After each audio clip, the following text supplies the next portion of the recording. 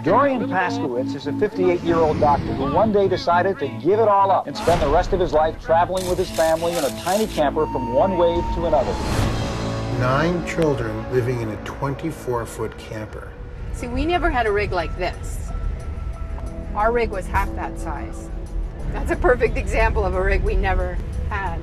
For us, we were just like puppies. There'd be like 3 or 4 people on that little lower bed thing, and then there'd be a couple guys on the side couch beds or whatever, and there'd be at least 2 or 3 on the floor. Mom and Dad would be up above. Either I was on this weird board thing they made at their feet, or Joshy, which definitely scarred me sexually, because my mom and dad would do it every night.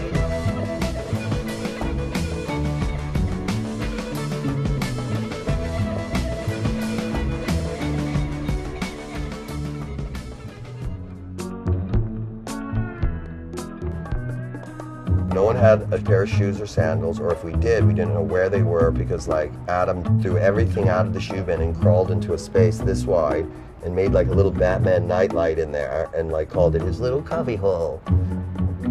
Having a new pair of trunks, we were so elated and so afraid that somebody else was going to take your trunks that we all took the nylon ropes that they came with and tied them and then welded the nylon together so we literally could not take them off. Because there were times where, for sure, we could not have dressed everybody all at once together at once. But there were times where, like, one guy could have a bitchin' outfit. You really have to think about that. That one's heavy, dude.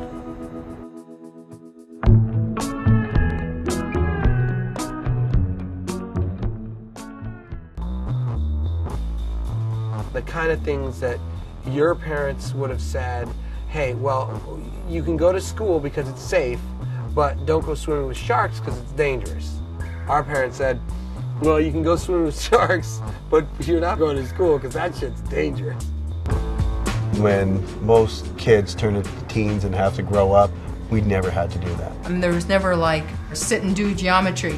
We were always doing something exciting. I just wanted my kids around me, surfing with me, and education be damned. But what the heck kind of Stanford graduate, what the heck kind of Jew would say, I'm not sending my kids to school?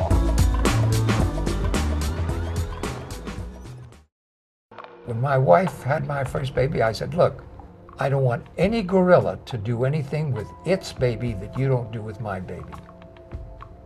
If a gorilla feeds its baby for 2 years, I want you to feed my baby at the breast for 2 years. Everything he did was very much to the animal basics. He said, once you're not eating like an animal, then you're eating like something that an animal would eat, and somebody's going to come and consume you. And most of the time, it's like you know, the heart attack. It's a heavy, heavy concept. It's also heavy to watch a guy watch a baboon eat an apple, but not eat the skin, and then mimic it for the rest of his life, like Dorian would. You know, one day in a zoo he saw that, and then he noticed in another town, in the San Diego Zoo, the gorillas don't eat the skin of the apple either. God damn it, we gotta stop eating that apple skin, you know? The law was laid. When we were growing up, honey was like a luxury. We couldn't have refined sugar, we couldn't have white bread. I don't want to be upstaged by any gorilla, or any chimpanzee, or any newt, or any gecko, or any squirrel.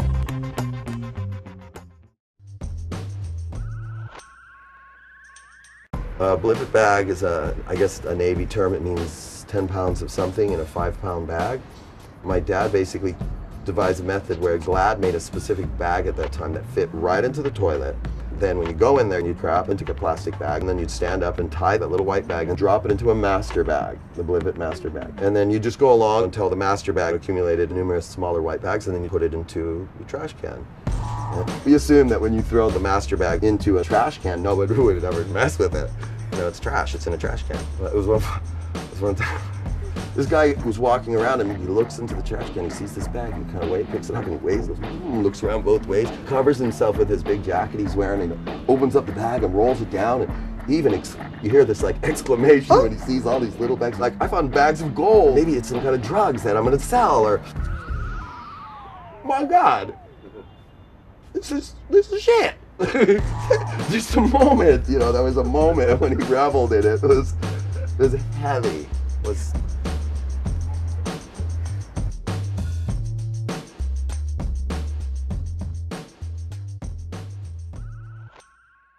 He wanted us to stay as poor as possible, to be able to be unchained to a mortgage, to a bank, and just at a moment's notice, just get in and go.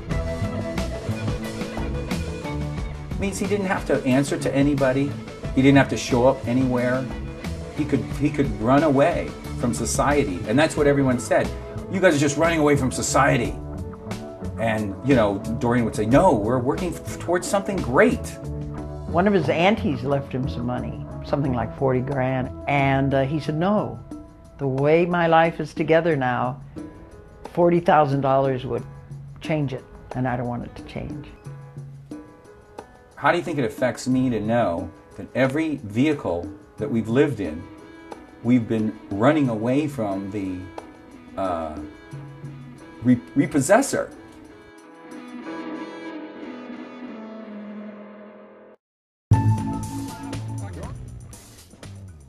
My first memory is seeing this big, huge military police dog. It was like half German Shepherd, half wolf. It had a rank. It was like a lieutenant.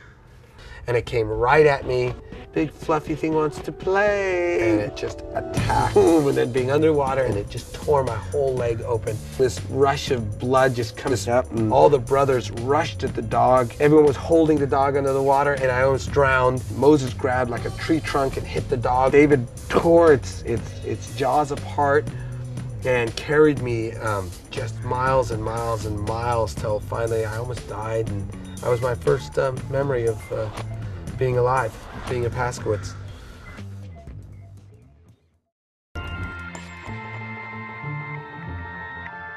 We live with difficulty, hardships, deprivations, all of which are the prices that we pay for the things we think to be elementally important.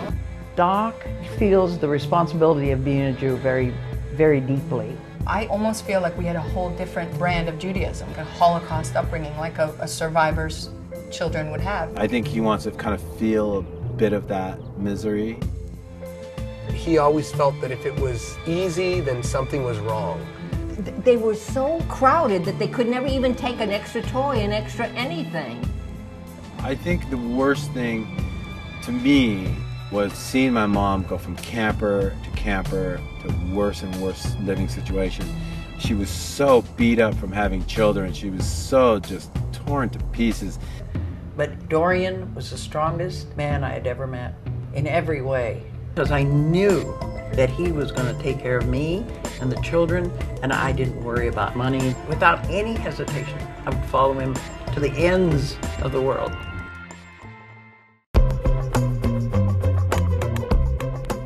Things are changing for the Paskowitzes. 4 of the boys are now good enough to take on the best in the surfing world.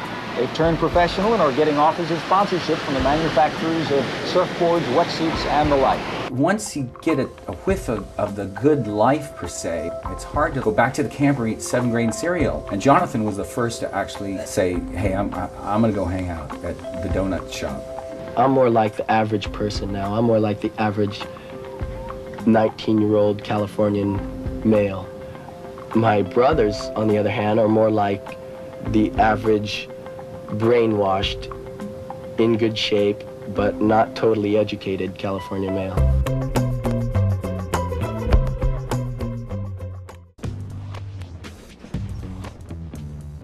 To other people, it looked like a very permissive, here they are all jammed in this motor home, and it looked one way, but it was really a tight ship. He's a very strict, loving dad. They go to a school which I consider to be enormously more exacting than the public school system of any country that we've been in.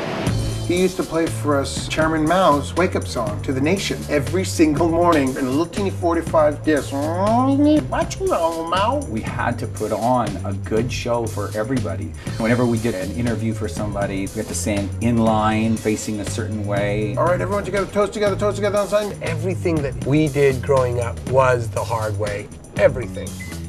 When a person takes care of themselves in the manner in which other animals take care of themselves, you achieve a state of superior well-being called health. Every bone in my body wishes one day to get back to that state of well-being. Not being the absence of illness, but being everything a human being could be so that the brain can be everything that it can be.